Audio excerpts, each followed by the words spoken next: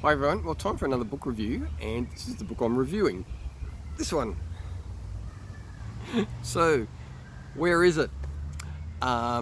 This is an audiobook, or I listened to it as an audiobook. I haven't got a copy of the printed book. Let me just see if I can fit it in there. First ever audiobook I've ever listened to, and I really loved it. Alistair Humphreys, Round the World by Bike. I think that's what it's called. I can't remember actually, but a check. Anyway, I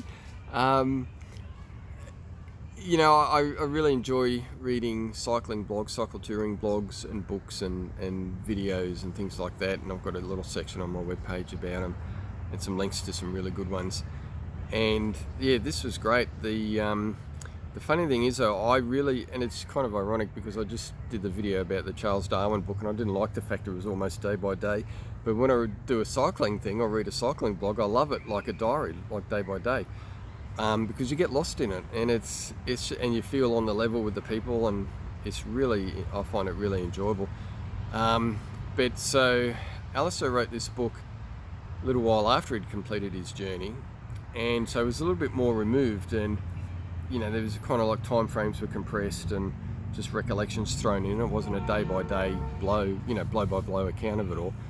And I didn't like that to begin with, and I thought there's a fair bit of pontificating and thinking and what does it mean to be on a cycle journey and where I'm in the world and all this kind of stuff.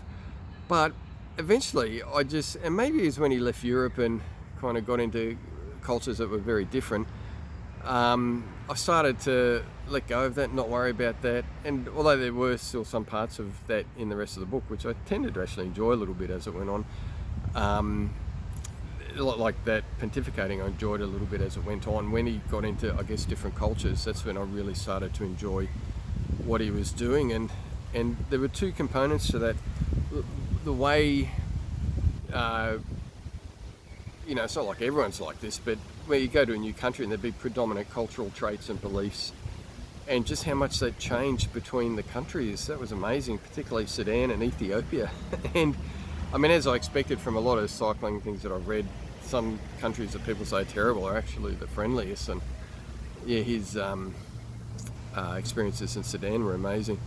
But so he went from UK down through Europe, Turkey, Northern Africa, down Africa, all the way down to Cape Town, and then got a boat over to the tip of South America, cycled all the way up America, and then across to Alaska, Canada, Alaska, then across the Bering Strait into Siberia, cycled through Siberia in winter,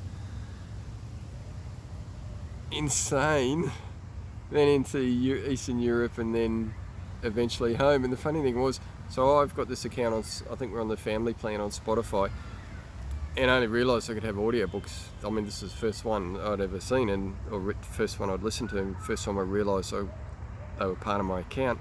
So I started listening, and in my job I drive a lot, so I just was putting it on while I was driving around. But I'm only allowed 15 hours a month, and that book is 18 hours, and it's read by Alistair too, which is cool. But it was 18 hours long, and so I got locked out after I got to the 15-hour mark. I had to wait 3 weeks before I could finish the rest of it, which really annoyed me because it was getting really close to home, and I was really enjoying the book. And yeah, and the other thing that I liked, apart from just seeing how the cultures in different countries change, was just the humanity and the way his outlook on the world. It was really touching and really good. I did really enjoyed that part of it. The guy on a ride on lawnmower, but he's going, hopefully not too loud. Yeah, it was just a really good book, and it makes me want to read more of his stuff. But I know he's into more of these micro adventures now. I've got to look up, see what else he's done, but I really thoroughly recommend it. If you're not into cycling, I think you'd still get a lot out of it because it's just about the world and culture and travelling. And the people he meet, just the humanity of it was great.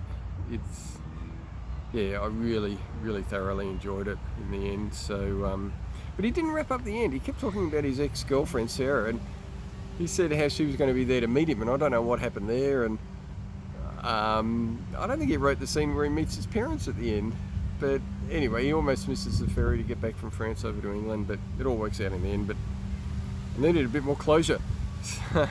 Unless if I skipped a chapter or something, maybe I should double check, but he did get back there, but I was expecting more detail once he got back into England. But yeah, I just really enjoyed that book, and first audio book that I've ever listened to. Enjoyed that, and just enjoyed his humanity and his observations, so totally recommend that book. And here it is again in my little fake hand holding, so do yourself a favour. And that was all, so look out for that book, listen to it, or buy it somewhere. Okay, thanks guys, see ya.